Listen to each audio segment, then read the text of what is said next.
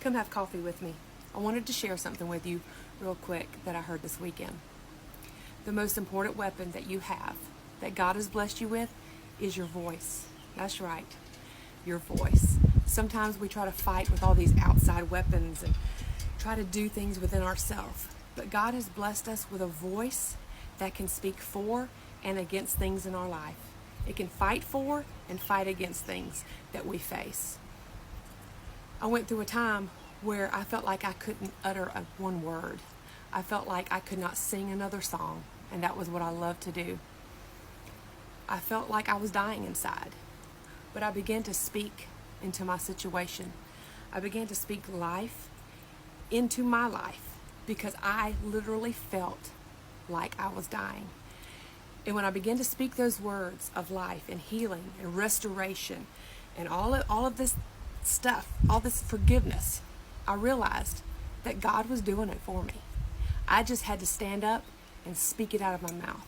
I had to say, God, I choose to live. God, I choose to live and worship you. I choose to be healed. I choose to be restored. I choose to walk in forgiveness and in joy and in peace. And that's what I want to do for you today. I want to speak to you and say, live. I want to speak to you and say, have joy beyond all measure. I want to tell you that you are loved today. You are enough. And I want you to rise up and stand with the boldness of Christ that you can do. And look at the enemy and say, no more. I will live. I will rise. I will sing again. I will love. I will be restored in Jesus' name. And so I just wanted to share that with you today. Use that voice that God has blessed you with.